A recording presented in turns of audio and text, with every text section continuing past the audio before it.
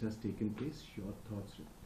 Well, look, it's not the first time we've had people deported. It's just that the media has suddenly woken up to the story because Mr. Trump has done it perhaps a bit quicker than people expected. But already last year, under the Biden administration, we had over 1,100 Indians being deported back. If you're illegally in the US has a right to deport you.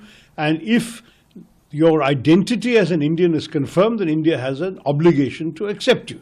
So in both cases, there really isn't very much debate. However, it wasn't good to hear that they were brought back forcibly in a military plane and handcuffed and so on. That was quite unnecessary.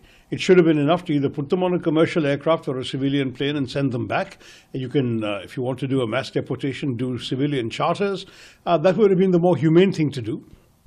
They may, strictly speaking, have broken your laws by coming into your country, but by and large, they have no bad intentions. They're not criminals. They're not convicted of anything else. They're there to make a better life for themselves, which they have done by violating your laws, so you can send them out, no problem.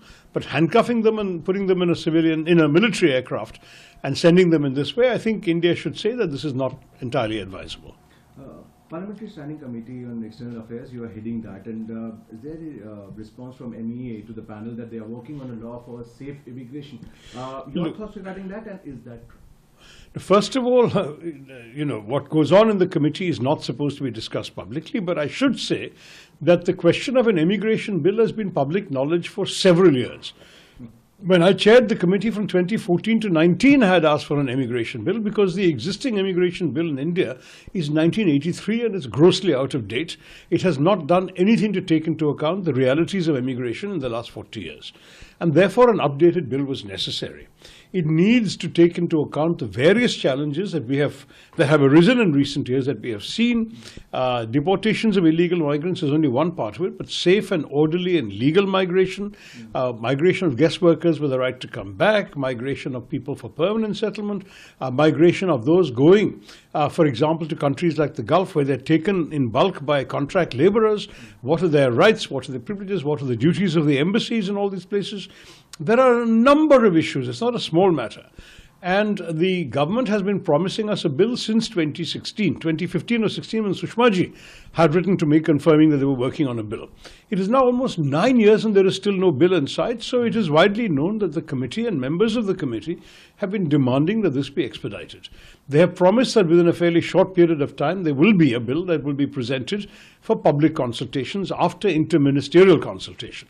And I have urged that we should all be taken into confidence on how this is being discussed. But it's not specifically linked to the current problem of deportation alone. It's an old issue. Some of the leaders have said that the Indians in the plane were handcuffed. Do you have any confirmation regarding that? Well, people say they've seen pictures. I personally have not. I had a busy day yesterday. I didn't see any of the footage. But if it is true, and I've certainly read interviews with a couple of people who claim they were handcuffed, then it is really unacceptable. There is no need to treat Indians like this. They are citizens. They have a right to be living in their own country with dignity. Yes, they should not have broken the law. But handcuffing them on the way back, I think, is totally unnecessary. And this kind of thing, to be honest, is what gives, I think, the whole process of deportation such a bad name. Some Latin American countries are very, very clear they will not accept military aircraft and they will not accept handcuffing. And India should, I think, take a similar stand. This brings me to the last